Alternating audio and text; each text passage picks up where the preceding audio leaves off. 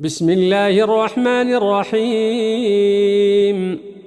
تبارك الذي بيده الملك وهو على كل شيء قدير، الذي خلق الموت والحياة ليبلوكم أيكم أحسن عملا وهو العزيز الغفور، الذي خلق 7 سماوات طباقا ما ترى في خلق الرحمن من تفاوت، فارجع البصر هل ترى من فطور، ثم ارجع البصر كرتين ينقلب إليك البصر خاسئا وهو حسير.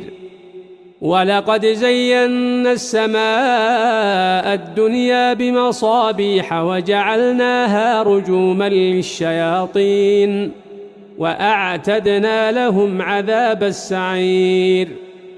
وللذين كفروا بربهم عذاب جهنم وبئس المصير. إذا ألقوا فيها سمعوا لها شهيقا وهي تفور، تكاد تميز من الغيظ، كلما ألقي فيها فوج سألهم خزنتها ألم يأتكم نذير؟ قالوا بلى قد جاءنا نذير فكذبنا وقلنا ما نزل الله من شيء إن أنتم إلا في ضلال كبير.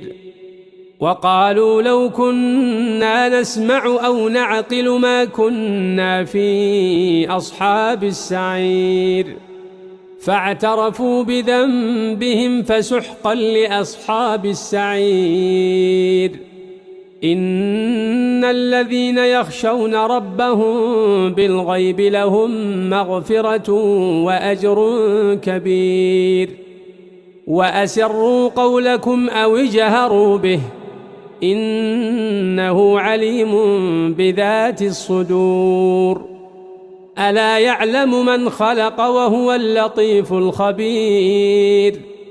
هو الذي جعل لكم الأرض ذلولا فامشوا في مناكبها وكلوا من رزقه وإليه النشور. أأمنتم من في السماء أن يخسف بكم الأرض فإذا هي تمور، أم أمنتم من في السماء أن يرسل عليكم حاصبا فستعلمون كيف نذير. ولقد كذب الذين من قبلهم فكيف كان نكير. أولم يروا إلى الطير فوقهم صافات ويقبضن ما يمسكهن إلا الرحمن